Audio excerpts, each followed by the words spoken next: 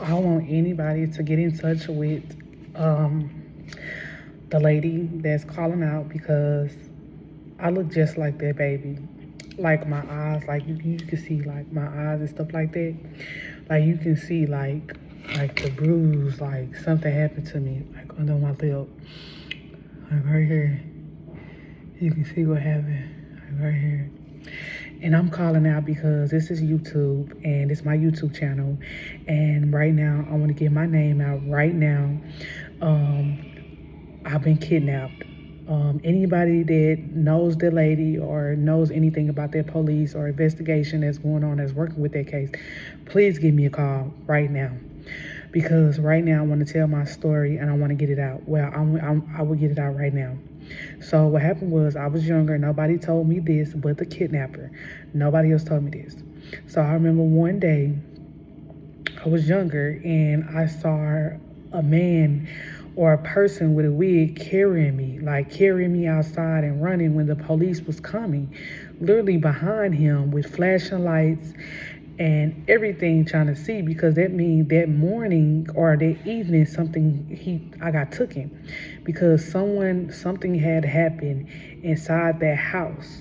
And I'm trying to put the pieces together, you know what I'm saying? Because I remember him running back and seeing the apartments, and the guy ended up coming in. And I don't know if this happened that evening that supposed to be what happened was that evening was what else happened that evening that basically, oh my goodness, I look like I look like that baby. I'm sorry. So what happened was basically it was something happening in the house to where the police was involved in everything. And they kicked the door open to get the man, and he fell on the floor. He was wearing red and black like a blouse at night. He was wearing it. Go get the baby. Go see where the baby at. The baby upstairs. Okay. And he had the blouse. It was like the long sleeve blouse that he had on. It was like a long sleeve blouse, red and black, and he had black pants. That's the guy that was running with me outside. And he's the one that got beat up by the police officer. But then when he was getting beat up by the police officer, they end up putting me outside. A guy with a hat on and a black shirt. He took me outside and he went like this, opened the door, and he like grabbed me and took me and stood me outside the door and shut the door, and that was it. Literally, I started walking around because I was right there for a minute, and I started walking around. And then, like I said, a couple years ago, the man kept saying, remember you was getting lost because, yeah, my baby daddy, me and him was fighting. He was trying to manipulate me. Like, so I want to look at him that he's the one that kidnapped me so I can tell anybody. But I was in survival mode. He was abusing me. He was he had people raping me, silencing me. He did a lot to me, so nobody want to listen to my story. So like I said, be quiet, I'm on the phone. Like I said, out of nowhere, it's so crazy that he said that I was lost on the second floor. And I remember me being in our apartments. I remember him running and seeing myself going towards the apartments when I was over his shoulders. Like I was over he was running with me over the shoulders, like he was running with me, like he was gone.